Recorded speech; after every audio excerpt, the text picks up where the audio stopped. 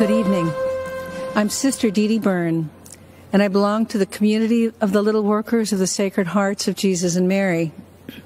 Last 4th of July, I was honored to be one of the President's guests at his Salute to America celebration. I must confess that I recently prayed while in chapel, begging God to allow me to be a voice and instrument for human life. And now here I am, speaking at the Republican National Convention. I guess you better be careful for what you pray for. My journey to religious life was not a traditional route, if there is such a thing. In 1978, as a medical school student at Georgetown University, I joined the Army to help pay for my tuition and ended up devoting 29 years to the military, serving as a doctor and a surgeon in places like Afghanistan and Egypt's Sinai Peninsula. After much prayer and contemplation, I entered my religious order in 2002, working to serve the poor and the sick in Haiti, Sudan, Kenya, Iraq, and in Washington, D.C.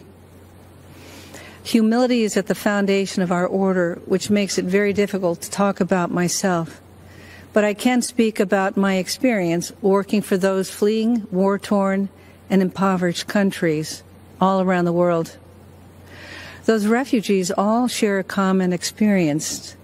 They have been all marginalized, viewed as insignificant, powerless, and voiceless. And while we tend to think of the marginalized as living beyond our borders, the truth is the largest marginalized group in the world can be found here in the United States. They are the unborn. As Christians, we first met Jesus as a stirring embryo in the womb of an unwed mother and saw him born 9 months later in the poverty of the cave. It's no coincidence that Jesus stood up for what was just and was ultimately crucified because what he said wasn't politically correct or fashionable. As followers of Christ, we are called to stand up for life against the politically correct or fashionable of today.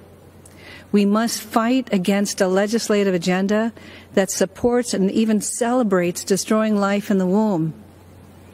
Keep in mind, the laws we create define how we see our humanity. And we must ask ourselves, what are we saying when we go into a womb and snuff out an innocent, powerless, voiceless life? As a physician, I can say without hesitation, life begins at conception. While what I have to say may be difficult for some to hear, I am saying it because I'm not just pro-life, I'm pro-eternal life, and I want all of us to end up in heaven together someday. Which brings me to why I'm here today.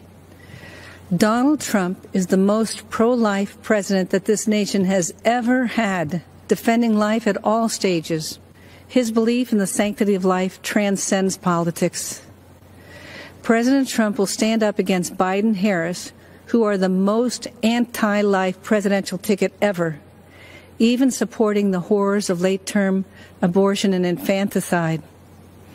Because of his courage and conviction, President Trump has earned the support of America's pro-life community. Moreover, he has a nationwide of religious standing behind him. You'll find us here with our weapon of choice, the rosary. So thank you, Mr. President. We are all praying for you.